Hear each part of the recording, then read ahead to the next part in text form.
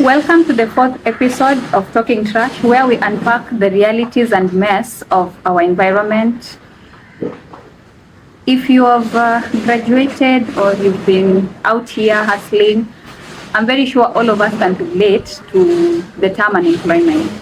And if you're working in the climate, environment, sustainability space, freelancing is not a term that we will associate with a lot of people working in this space.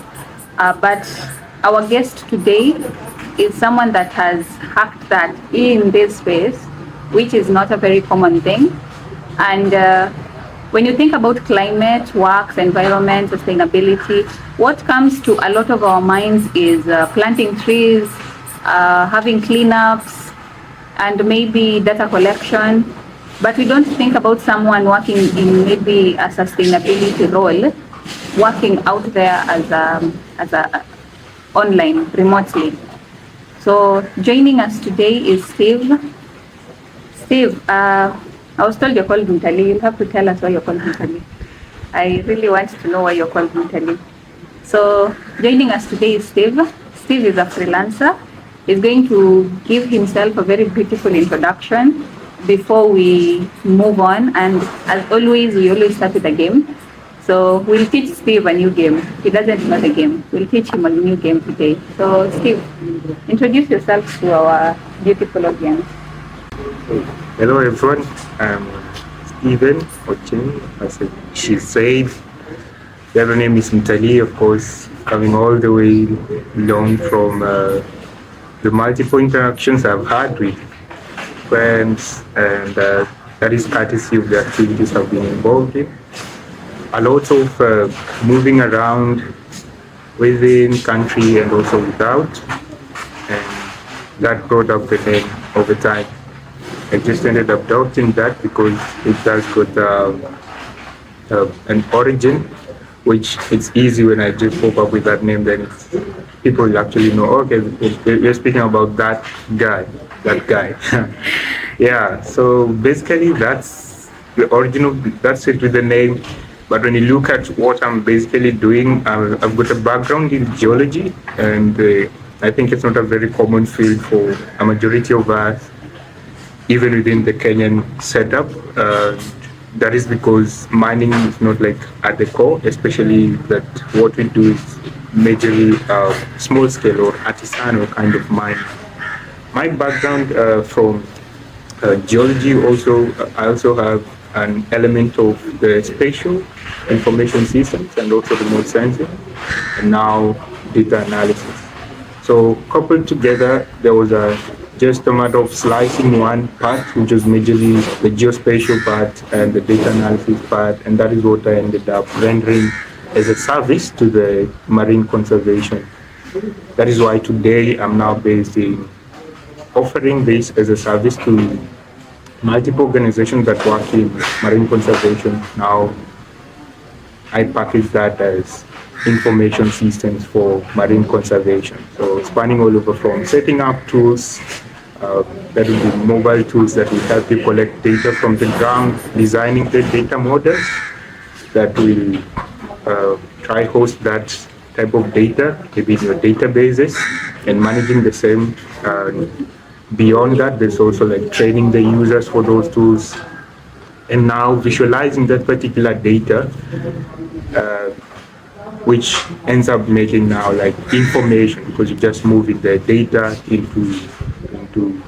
into an element or a component that can be understood by multiple users across the conservation scale. In terms of if it's a manager, what do they need to see? And then maybe we need to measure impact of the project that they are working on. And maybe for the field team, they just want to see, okay, where have I been spatially? What has my effort been or contributed to the particular or said project? So that's my background. Yeah. You're doing a lot. I'm very sure I'm not the only curious one, but he has spoken about a lot of things, which is actually essential. If you are working in this space, you have to collect that at some point. If you're working, the climate space, the environment space is what we call the impact space. Because these organizations are trying to create an impact either to the community or the environment. And they definitely have to collect data, and they have data that is just collected and not visualized and not analyzed. It's just data, it's just there. It can't help you do anything. You have to analyze it, you have to visualize it so that you can actually adopt better models to align with your goals and your impact, the impact that you want to deliver. But before we move on and I ask you the questions that these people want to hear, you have to learn this game. I'm very surprised that you don't know this game. Everyone knows this game. Everyone knows this game. I'm an outdoor person, so it's cycling, indoor games like Scrabble and chess. Okay, so the next time we invite you, we'll get a board. We'll find a board game and see how good you are. But for today, you have to learn this game. No one doesn't know this game. It's the first one. Yeah, depends where I've been all this time. Different cocoons. Yeah, that cocoon of yours was too dark. Yeah. Okay, so it's the concentration game. So basically, let me explain how the game goes. Yeah. So you have to sing. You have to sing. So concentration is the game, keep the rhythm if you can. Concentration is the game, keep the rhythm if you can. So you have to keep the rhythm. So if you were playing back then as kids, we would go with names of cities. So if you're going names of cities, everyone has to say a city. If you miss a city, you're out of the game. So if you're saying Nairobi, Mombasa, then you say Kakamega. Kakamega is not a city, you're out. So you can say a city in any part of the world, but you just cannot say a town that is not a city. You say that you're out. So that's basically how they get. So you have to keep the rhythm. Concentration, you have to concentrate and keep the rhythm. So for us today, we are going to go with the climate environment theme. So we are going to mention words that are in the environment and climate space. We cannot repeat, and you cannot say a word that is out of these two spheres. Correct. Is it? Are you catching up? Yeah, we can try. Okay. Okay, so let's try.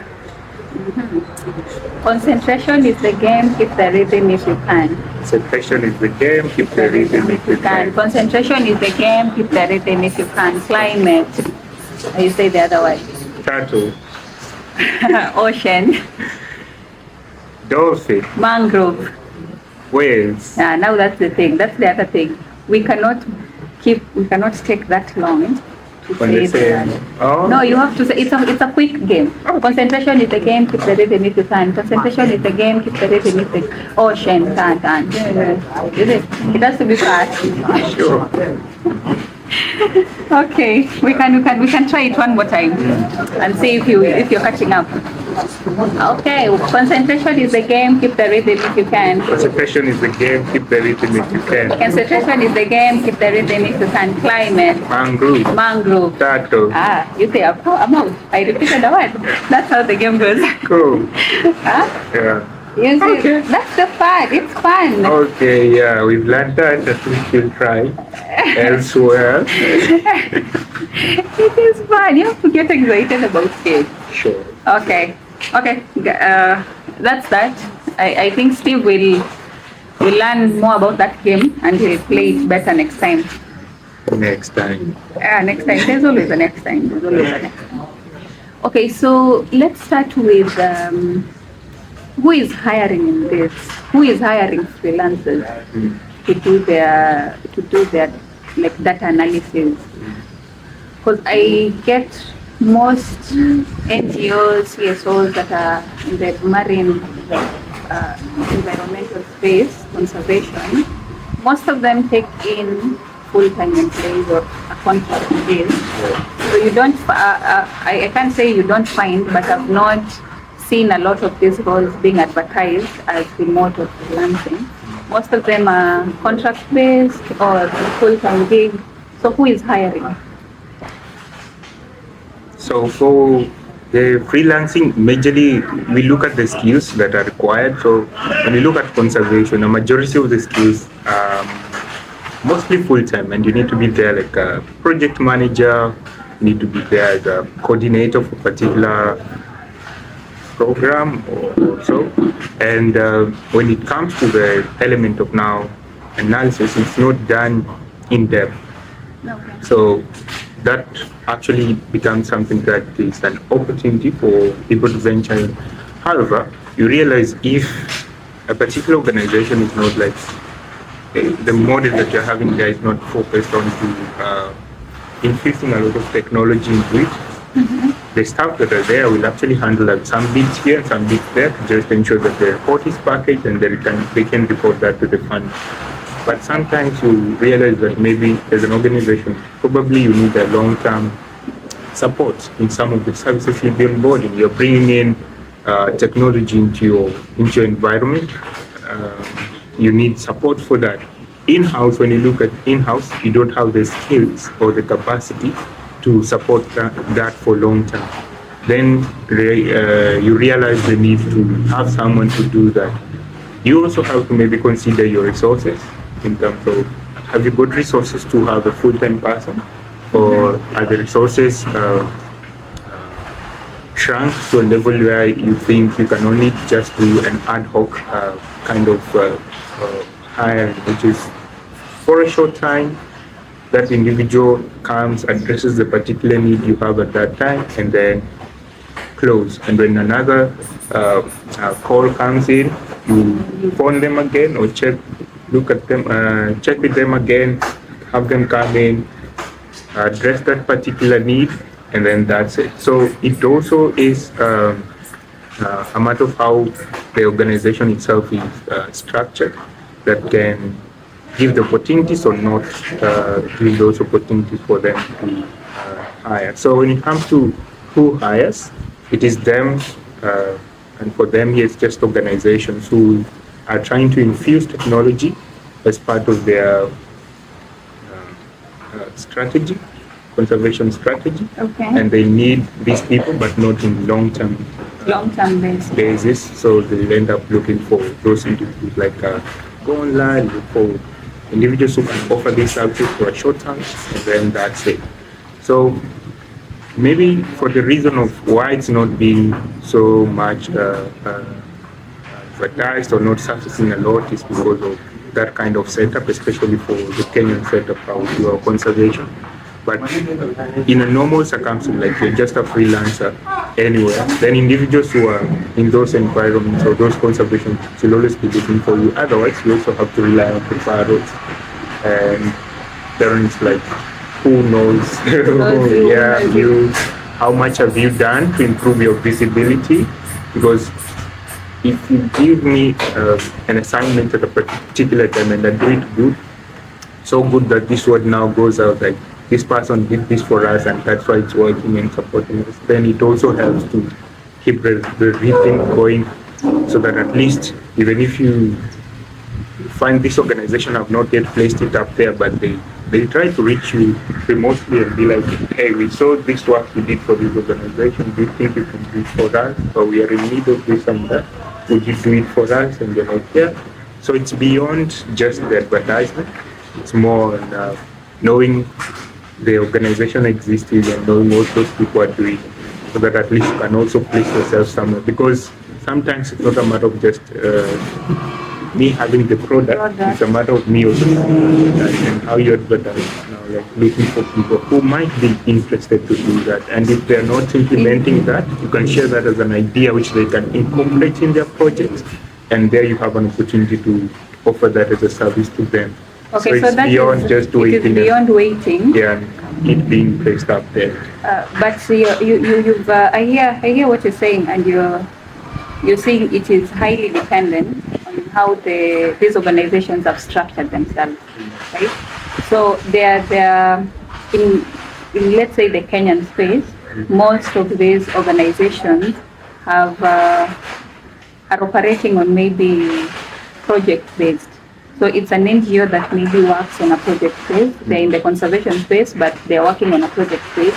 So they only bring in someone when they need they have a need for that service. So maybe they need to set up a data collection database. Yeah. They call you in. Yeah. And you're also saying you highly need to depend on referrals, because now that means you have to deliver quality work. Correct. For you to get referrals, especially in a space like Kenya where it's not something that many people are doing. So a referral would really help you. It goes a long way. It goes a long way in knowing someone, right? It goes a long way. But there's the thing about freelancing. Now this is just general freelancing. When you're freelancing, you're told to build a brand online, be visible online. But from your experience, how much of your work do you get through your visibility, like your online presence, and how much of your work you get from just the traditional cold calling? Maybe you send a proposal to an organization and pitch your service, or send it to maybe a founder and pitch your service. So how much do you get from your visibility and then the traditional cold calling and just sending out proposals? Yeah, so I think a majority of the even the current engagements I have is courtesy of the cold calls and the referrals, as I had said.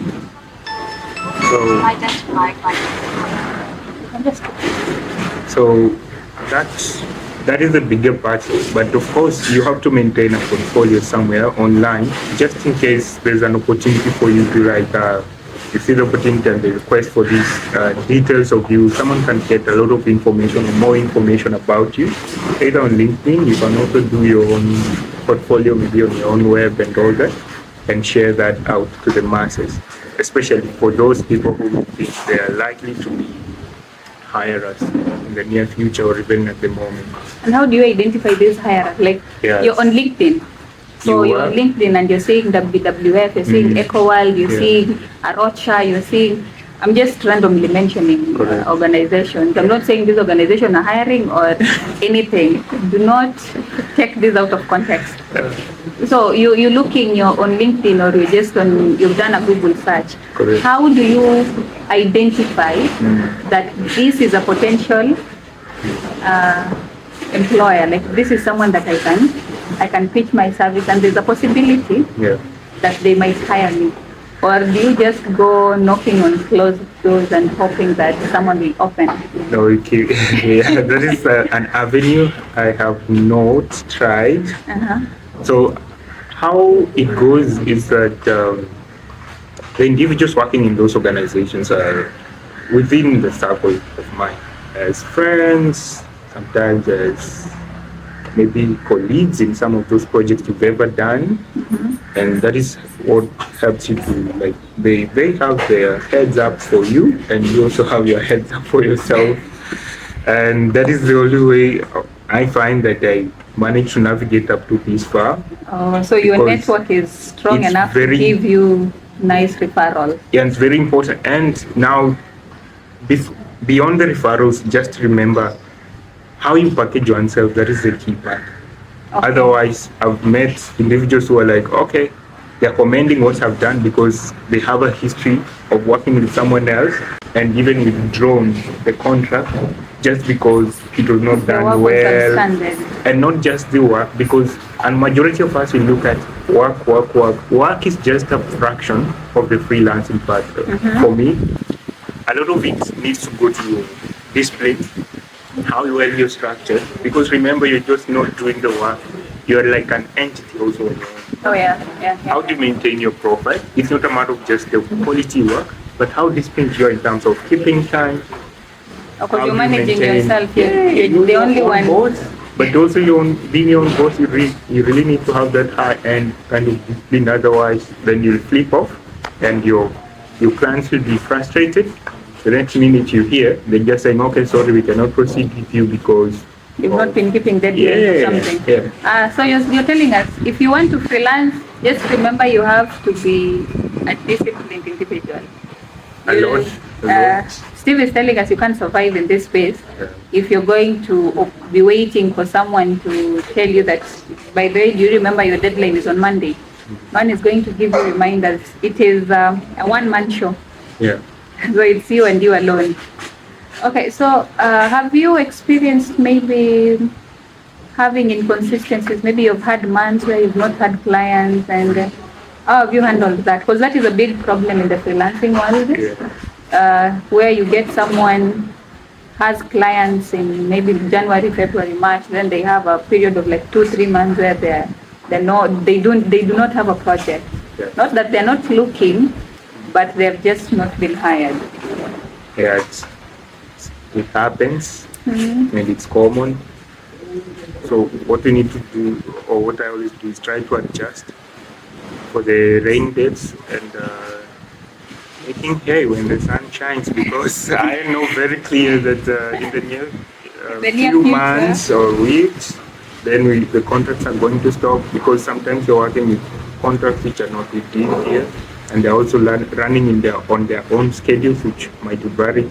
So when you get those opportunities, you work on them, but you also try to financially manage whatever resources that come along, or do financial management, proper financial management that can help you, like now, prepare for those dry seasons. So when they tell freelancers that you should be financially literate, they're not lying to you. Don't go about spending all the money you make. Anyway, even the employed fellas, you can't go about spending all the money that you make.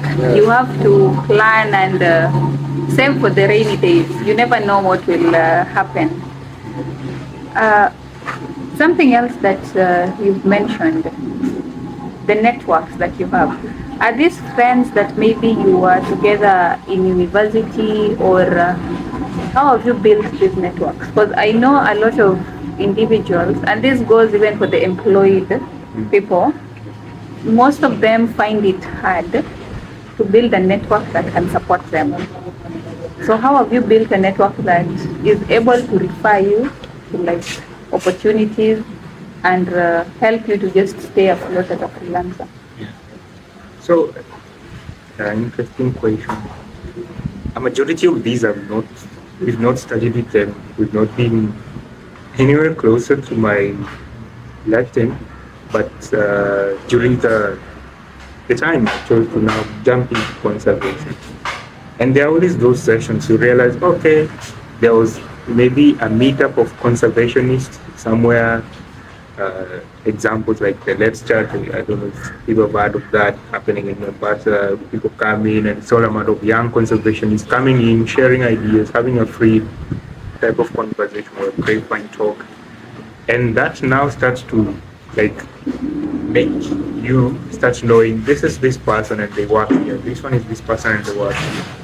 The other one has been on how you handle the assignments, because at first stage everyone is always in doubt, especially when they give you their job. They want to give you just a fraction, see how you handle that, and if you handled it good, then you'll be escalating that to the next level. Yeah, so probation is a must. It moves from the level of just employer, contractor, freelancer kind of thing, to a relationship that you start building from that. And that is why now, like, even the background of how do you communicate?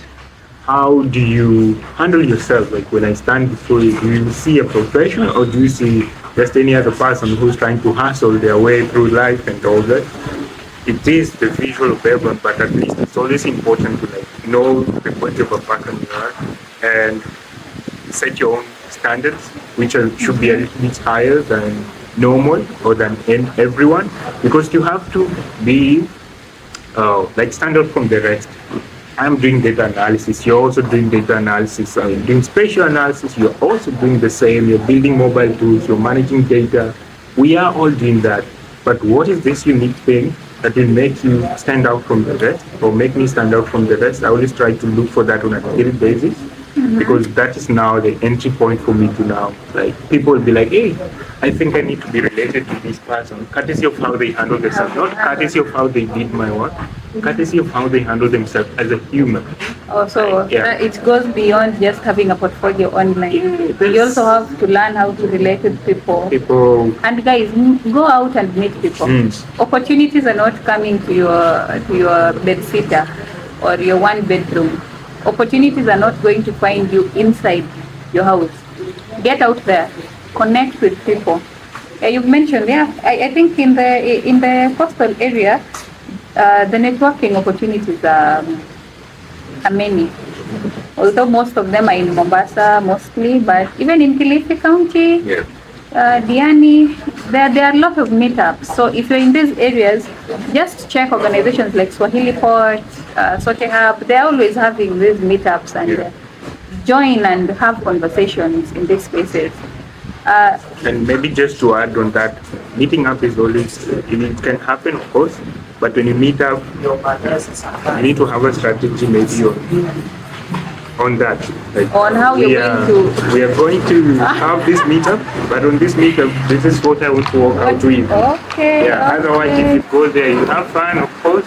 And maybe you can tell us your process of meeting up. When the lights are off, then everyone is like, okay, bye. Bye. You have my phone, I have your phone, and what next? Okay, maybe give us a what can I say? Give us a crash course on networking. So let's have a real scenario. I've gone to a meetup, there are 50 people. I'm at the door. How do I handle that situation? Like, how do I go about it?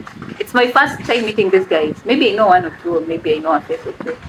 But majority of those 50 people, I do not know them, they do not know me. How do I infuse yourself in a way that I will come out with value, and I'll not just come out with I've had a few laughs, and I've known someone's name. Just a few pointers of how to go about that. So you can tell us your process. There's no conventional way of doing it. Tell us your process. There's no conventional way of doing it, but how I always do is I imagine that I'm going somewhere, and despite these guys being colleagues, my imagination is like, these are people who got an opportunity for me, but I need to teach. So when they give me that 1 minute or 2 minutes of attention, what will I tell them? I have already packaged what I do. I do this, I do that, I present maps and do all these kinds of interesting stuff. Then how do I share that to them? So I introduce myself and would love to know what they are doing also in the space. And also let them know what I'm doing in the space. And also now go to the next step. Do you think you have opportunities for this kind of skills and all that? And that now opens up and like, I don't have, but I can refer it to. Okay, we had to change our location because it was raining. Steve, this is what I wanted you to do for us. We're talking about networking. Can you do a short demonstration of you've met someone, introduce yourself? Like you're in this, some are more social than others. Some are more official, the meetup. Some are more official, some are more social. So give us either setup, just a brief introduction. So you're meeting someone for the first time. So hi, how do you go about it? So give us a demonstration. Just tell us what would you do in that situation. So it's Steve. Teach us your ways. Teach us your ways. Yeah, that's interesting. Teach us your ways. First thing, sometimes I'm also like I'll take some time first to relax and understand the atmosphere of the room before I then get to someone, because but I'll just go do it with you or I'll just do it like hi. No, just assume. We can, if you want to role play, I can say hi. No, so I'll just go and say hi, how are you? So, I'm good. Personally, I'm good. Sure, nice to meet you. Nice to meet you too. Yeah. Interesting. What do you go by name? My name is Joy. Yeah. Yeah, I've not met you, but what's your name? I'm Ochieng, Mtalii. Mtalii. Yeah, from Mtalii. What do you do in this conservation world? Okay, so currently I'm a communications strategist at Eco Recycling. Correct. And yeah, that's what I do. Personally, that's what I do. That's what I'm currently doing. Yeah. I don't know what you're doing in Mtalii. Are you moving around? You're calling Mtalii. Are you moving around? Interesting. Everyone presumes that just because you call Mtalii, you're moving around too much. Yeah, Mtalii is moving. But I'm basically also in the field of conservation, majorly working on information systems for data. And I'm also interested to know what you're doing at EcoWorld with regards to data and information systems. Okay, we do collect a lot of data, but I think at the level that we are using the analysis like Excel, because the kind of data that we are collecting is not that profound and it's project based. So we analyze our data and collect our data depending on the project and the parameters that we have for that particular project. Sure. Yeah. And do you understand the potential? Like, what potential do you see in terms of investing in technology in conservation for your organization? There is a good, I think data is what you'd call the oil. That is my personal opinion. It's not an organizational opinion, it's a personal opinion. There is potential, but unfortunately at the moment as an organization, that is not a capacity that we have. But maybe in future, because we have projects and we're expanding, maybe in future as we expand, as our data grows, I think we'll need to move away from just having data in our, maybe an Excel sheet, and move it to a place where we can probably visualize it as a whole. Different years, different stakeholders, different people involved in the project, and maybe the impact. Because sometimes we get more than one impact per project. Yeah, as I understand, there are lots of opportunities that lies with adopting or infusing technology into conservation. Yeah, that's true. And even making the decision in terms of what technological stack to onboard when it comes to the organization level, looking at the capacity, how do we enhance that and all that. And it's something that can help you, because I've also done such kinds of work with other organizations elsewhere. So maybe we can exchange contacts, and the next time you're interested to maybe design or craft a project in those lines with something that can help you do that, or can jointly do towards looking for those resources to help you set that up. Yeah. That is interesting, Mtalii. That is interesting. That is how you do it. Sure. I think he has shown us something, right? I don't know what you guys have gotten from that, but me, I've gotten something. I've gotten something. Tell me what you've gotten, but I have gotten something. Mtalii, we've just celebrated the Men's Health Day, Mental Health Day. Am I saying it right? In June. June was the month that we were supporting our bros and our fathers and our and our friends. Sure. When it comes to mental health. It is true that for a while you guys have been the forgotten lot, and you've been told a lot, don't cry. Crying is nice, it's therapeutic. But how do you maintain being in a positive mental state when you're working alone? You're mostly maybe just, I don't know if you go to the shared spaces where people work in shared spaces, or you're just the home office kind of person, freelancer. Yeah, I'm home. So you're the space home. at home, yeah. Okay, so how do you handle? Because being alone, and as human beings, we seek companionship. That is human nature. We need to connect with other human beings. So let's say you have a project that is really taking a lot of your time. How do you handle the loneliness and being alone? Just staying in the right mental space so that you don't break down. Yeah. So especially being a space where you are your own boss and you've got interest to raise or have multiple income coming along through multiple projects that you've been engaged in, you'll actually feel the pressure. And that is the pressure from the work that you have. And beyond that, there's also the pressure from, just the being alone and all that, as you've said. But culturally, like, normal day of mine, like, you wake up maybe 5:30, you're already out for the bike ride. Okay, so you exercise. Early morning, yeah, you do that. That's what you have. So you maintain like some body movement. Body movement. You need to have a routine for that. And then there's also your daily pages, which like after the ride, you can choose to do that either before you go out or when you come back or after tea. Normally I do it after tea. So after having my breakfast, okay, I've been out for cycling, a calm shower, I have my breakfast, and of course I'll make it.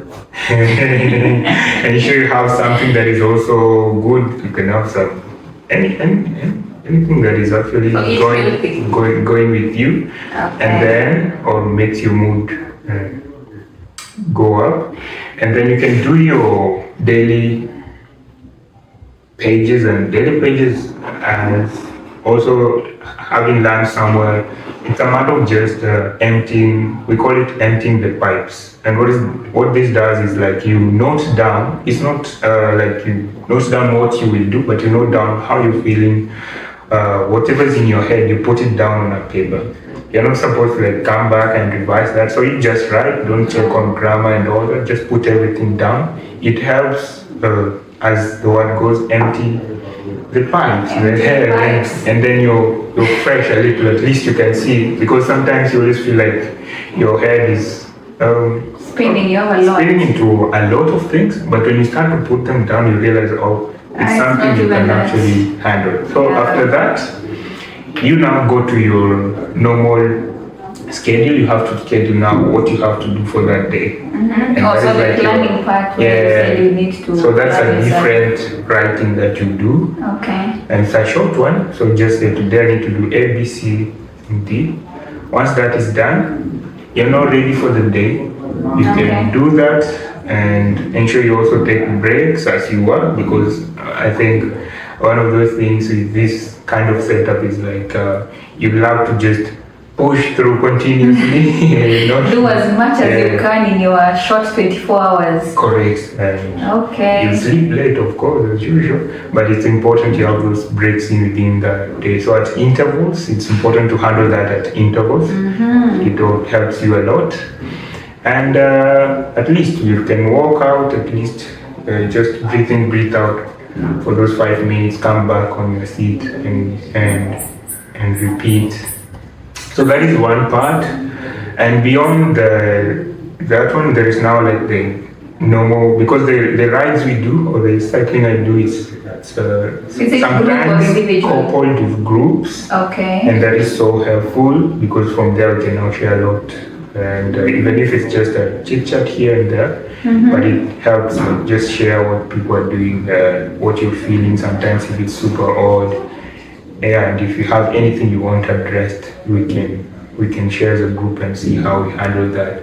Okay. Very short life, and but it also creates time for maybe reflection or meditation in the evening, maybe 5 or 10 minutes. Okay. And you can stay out of work a little, read a book or watch something. So you don't have, if you're a freelancer, you don't have to work the whole day. You can read a book. You can listen to a podcast. You can watch a movie. So don't coop yourself in that home office and believe that you're going to do everything. Work will always come. It never ends, but you are more important than the work itself. Your well-being is more important than the work itself. And besides, if you're not mentally well, you can't even deliver the best. You cannot show up as the best self. You'll be inefficient in what you're doing. So that is one thing. And if you have hobbies, also ensure you do your hobby. If you're playing piano, now do that. Take time and do your hobbies. If you're drawing, do that. If you're doing artwork, Sometimes I do like DIYs in my own space. So yeah, you do that because that one now brings you to what people are doing. Like you go to the hardware, like I need these pieces of wood, I need them cut in this manner. You bring your saw, your drill, your screws. So in that process, you also remain creative beyond just the computer person. And so what you're telling us is people need to get alive. Everyone, do you think? I'm not implying that.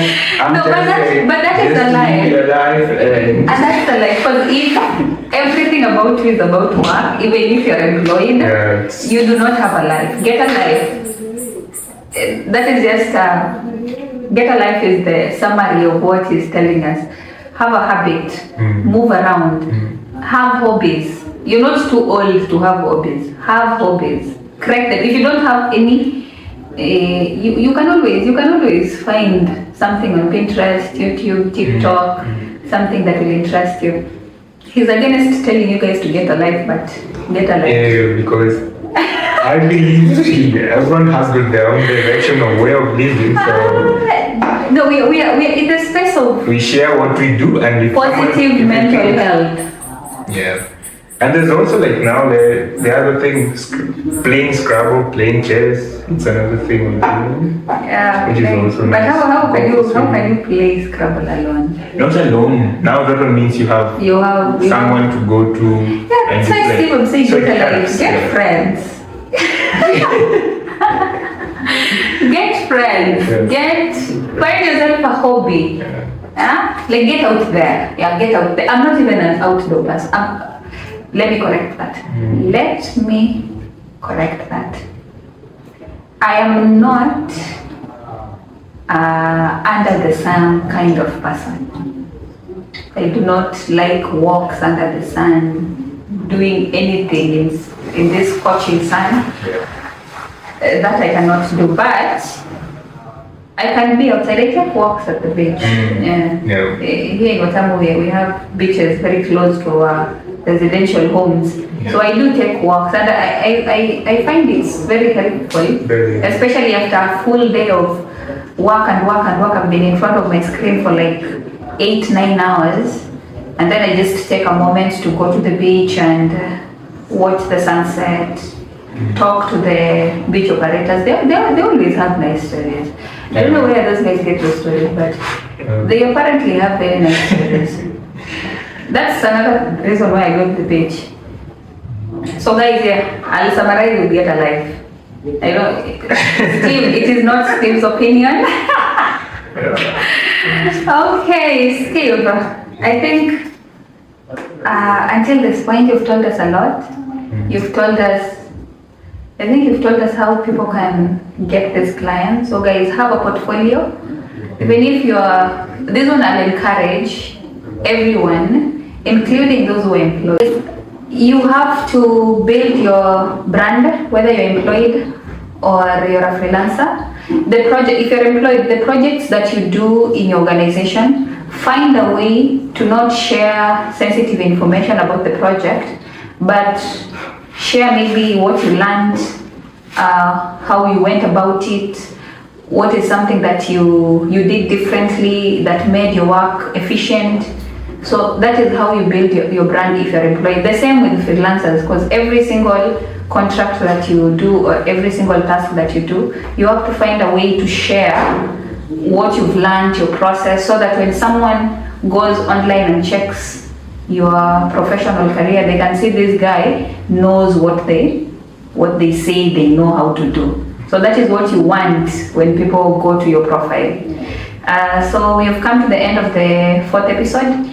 I'll just give Steve 2 minutes to give us his parting shots, and then we'll say our goodbyes and meet in the next episode. So Steve, your parting shots. Tell us, if someone wants to join your field and be a freelancer, what can you tell them? Or what is your general advice in life? Surprise us. It's interesting. It's not an advice, it's what I would just say generally. I believe everyone has got their own path of life, but it's important that everything that we choose to do, let us commit fully into it, because you'll actually see the benefit of it. Beyond that, ensure that let us just also mark that how I'm doing this stuff today will be different with how it's being done tomorrow, because especially in a technology world which is always evolving, you have to keep sharpening your skills. So you always have to keep learning. It's a thing that I always embrace in terms of ensuring that whatever I'm doing, I understand what's going on in that realm, and getting the skills that are required or will be required in advance, so that when that time comes, I'm already prepared for such cases. And for that's it. So keep it going, keep it rolling. Whatever you do, just commit fully into it, because you're already doing it. That is what you've said you will be doing. So just ensure you do it to the fullest, and you'll actually realize how impactful it will be in the long run. Yeah, in the long run.